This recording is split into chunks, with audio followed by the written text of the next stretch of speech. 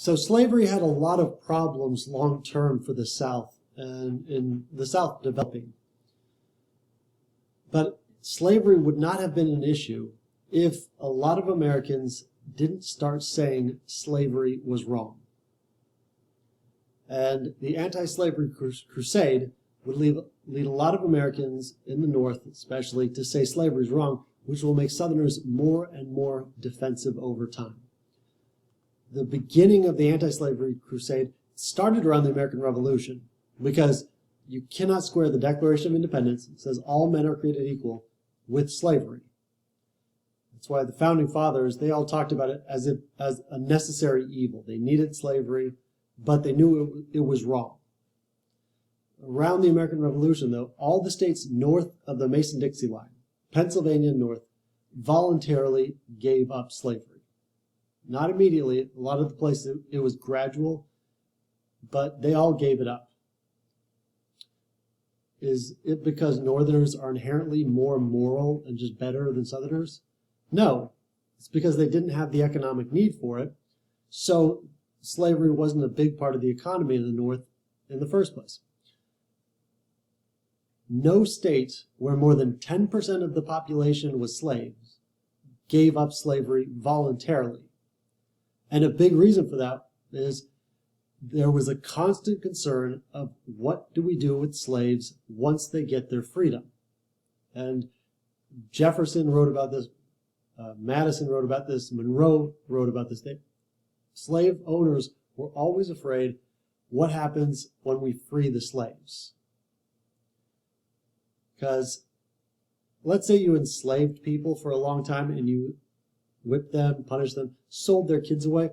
What would you assume the population would want to do to you? Naturally, kill you. That is what everyone in the South assumed. There was going to be slave revolts, and the former slaves were going to rise up and attack the whites.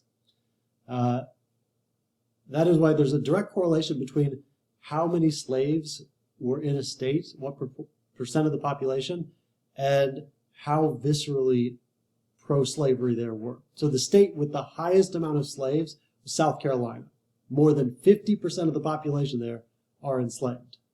That's why South Carolina, it is the epicenter of the craziest people leading up to the Civil War, because if more than half of the population is enslaved, they were constantly terrified that the slaves would attack them and try to get revenge once they got their freedom, because most people assume that's what slaves would want.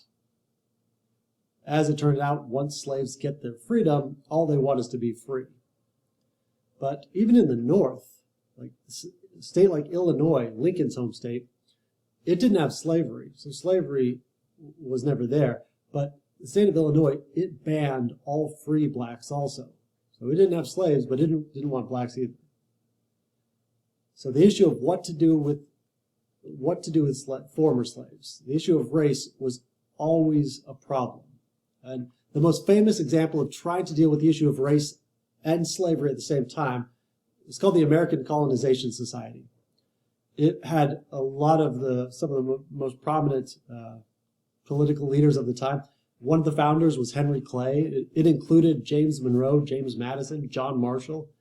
The idea was twofold. First, get slave owners to voluntarily release their slaves. And second, recolonize the slaves back in Africa. So that's why it's called the American Colonization Society.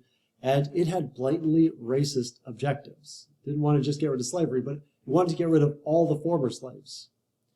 It will have some successes in that it is responsible for the creation of a country in Western Africa, Liberia. That's why the flag of Liberia looks very familiar. The capital of Liberia is Monrovia, named after James Monroe, who was president at the time. Now, gradual emancipation obviously doesn't work because, for one, a lot of people joined it because they thought all former slaves would be recolonized back in Africa. So a lot of people thought that even the slaves that were already freed would want to go back. And blacks did not want to go back to Africa. A lot of them had been in America their entire lives. They only knew America. So when they're told you can go back to Africa, they're like, we've never been there.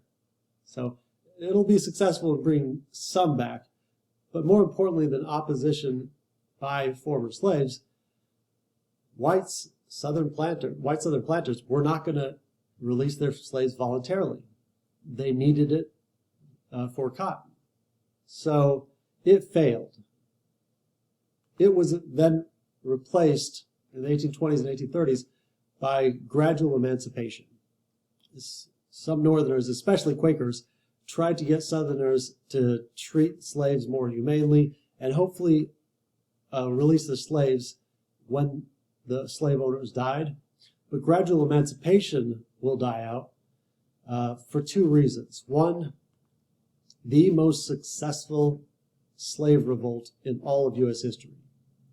A slave named Nat Turner, who started seeing himself as a prophet, and it happened in Virginia, and a lot of slaves will rise up and kill a lot of whites.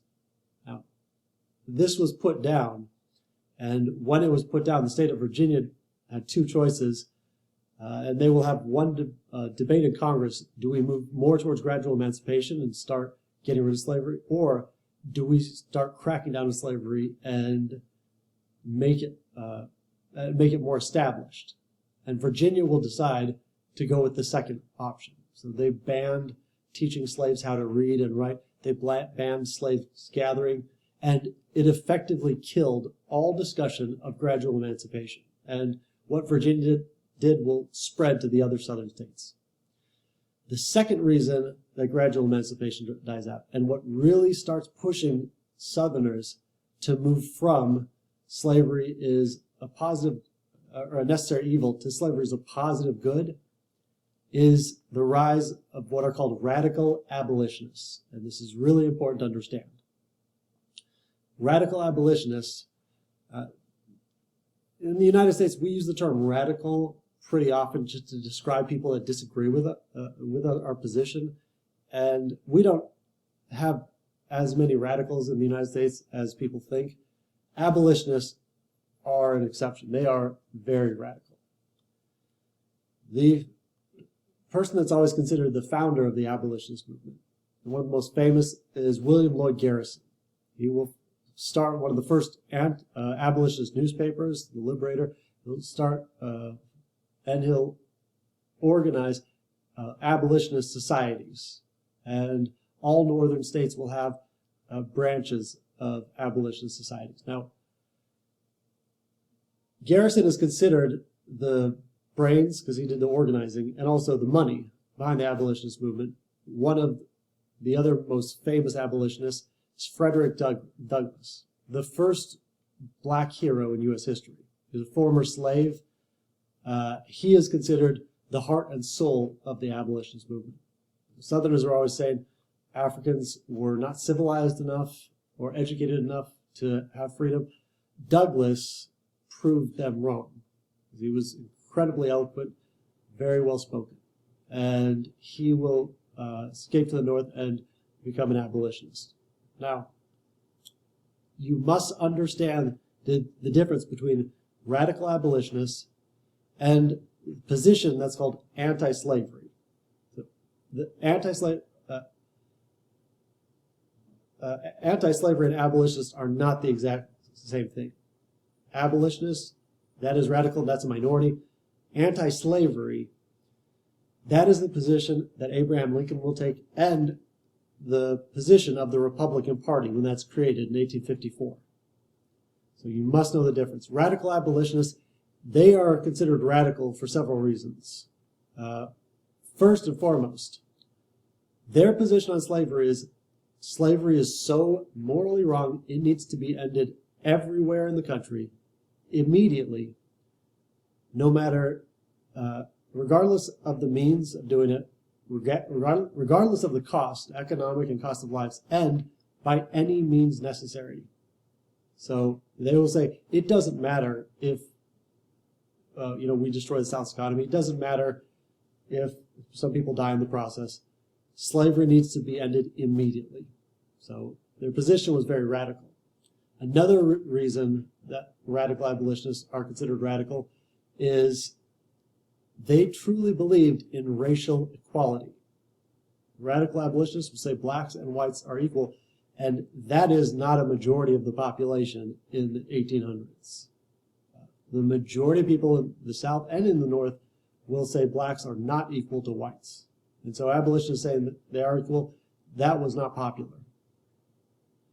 Third, radical abolitionists will say the Constitution, the political system, the legal system, all of it was created in a way that allows slavery and tolerates slavery, so they wouldn't even participate. They wouldn't vote in a lot of elections because most of the two main political parties weren't abolitionists. At one point, someone pointed out to Garrison that the Constitution, it creates a government that allows for slavery. And Garrison said, the U.S. Constitution is a covenant with death and agreement with hell. And so they said, well, then we should abolish the Constitution. So their position was very radical. And they will go so far as to say that even killing people in the name of ending slavery is acceptable. Abolitionists are always a tiny minority of the population in both the North.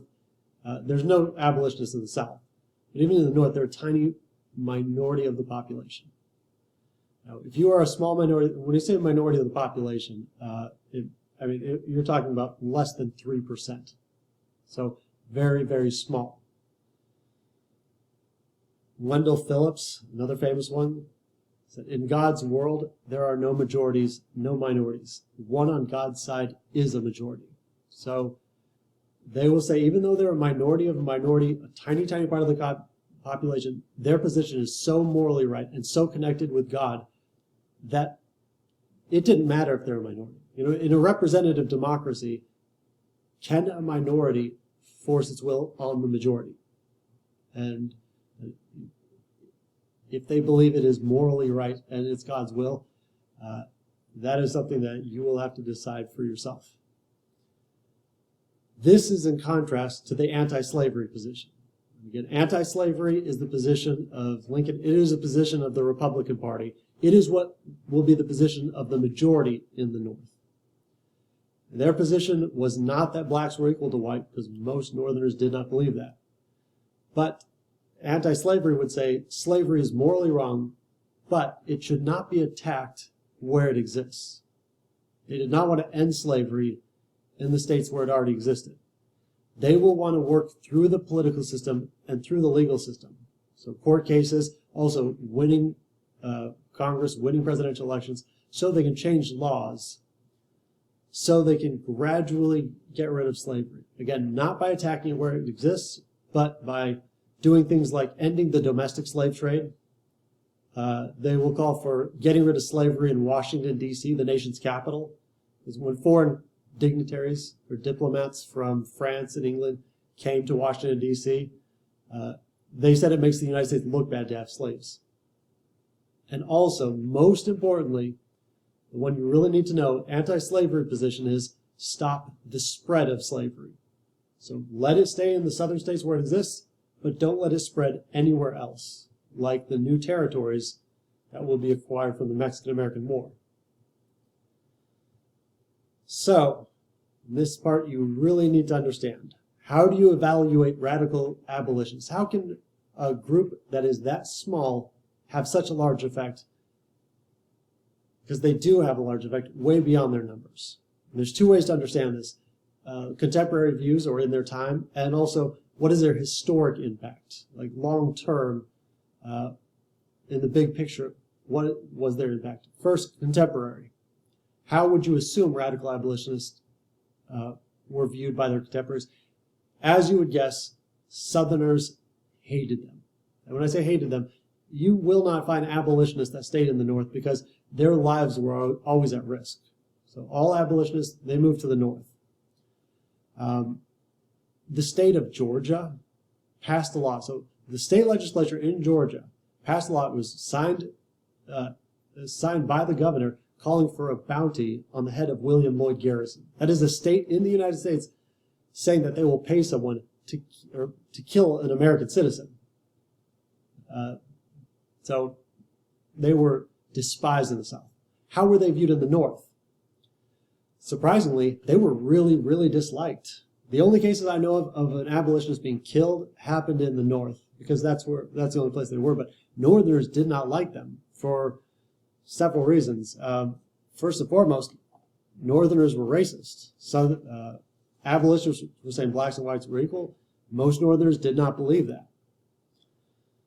Also, remember, the entire U.S. economy was dependent on cotton. The South was 100% dependent on it, but there were a lot of places in the North that were also dependent on it, especially in cities like New York. Third,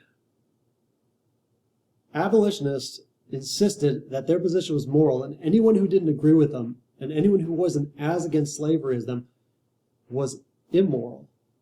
And I don't know if you've ever had someone tell you to your face you're immoral because you are not as angry or as dedicated to their belief system, but it's just annoying. So they were not liked in the North or in the South. More importantly, though, what is their historic impact? How could can a part of the population that small have such a big impact? And the answer is absolutely yes. To give you an idea, radical abolitionists, there were more as a part of the population than currently there are members of the NRA. Does the NRA have an influence on politics? Yes, they have a huge impact. The historic impact on the North and the South is what is really important. So what do radical abolitionists' impact on the South? Radical abolitionists said such radical things, and they were so vocal about it, and they were so loud that all throughout the South, Southern newspapers, it only carried stories about what abolitionists were saying. And this should make perfect sense if you watch the news, if you watch Fox or MSNBC. Do they generally have on the moderates? There are people that are going to say stuff that doesn't sound crazy? No. They report on the craziest people. They report on the extremes. So, because they were so loud and so vocal, Southerners will become more and more convinced that all Northerners are abolitionists. By the time we get to 1860, Southerners insist that the majority of the North are abolitionists. Abraham Lincoln's an abolitionist. The Republican Party is an abolitionist party, even though that was not true at all. So, they will, when abolitionists say such extreme things, they make the South more and more defensive, and Southerners will see all Northerners as abolitionists. And the same thing's happens in politics. Each side starts seeing the other one as more and more radical, because the radical people are the loudest. What about in the North? Did abolitionists convince most Northerners to become abolitionists? No. Most Northerners did not like abolitionists. So how could they possibly have an effect? Because they're so loud about one issue, slavery. And when people in the North heard abolitionists talk about slavery, they couldn't ignore it, because abolitionists are so loud, saying so much stuff, that it forced Northerners to look at the issue of slavery. And what did it convince them of? That slavery is wrong, should be ended immediately? No. Most Northerners became convinced that slavery was wrong, but they won't go to such extremes as becoming abolitionists. They will become anti-slavery. And most Northerners will generally agree with the idea that slavery is wrong. They just won't go to the extremes as abolitionists. That is what radicals do in this country. And there's actually a term for it. It's called the radical flank effect. And radicals are so loud, they move the entire conversation, they move the entire country a little bit in their direction, but never to that level of extreme. One example is like PETA, People for the Ethical Treatment of Animals. They are very, very radical. I'm very fond of animals. I have 2 of them, both rescues, because I'm a sucker for animals. I'm not going to be a member of PETA. PETA once sent I once got an email about how chickens were treated made by PETA in factories, and I watched it, and it's just not pretty. When you see how chickens are treated, it is just horrible to watch. And after I watched it, I thought, oh, that's awful. And then I went out to Chipotle and got a chicken bowl because I'm not going to be a member of PETA. I'm not even going to be a vegetarian. I would like chickens to be treated better, and if someone said, hey, sign this petition to get chickens treated better, I will. I buy eggs from free-range chickens, but I'm not going to go as far as PETA. That is what radical abolitionists did. They created the environment in the United States where Southerners were convinced Northerners were abolitionists, and Northerners all became a little bit more anti-slavery because of them. So, although a small part of the population, abolitionists had a disproportionate effect leading up to the Civil War.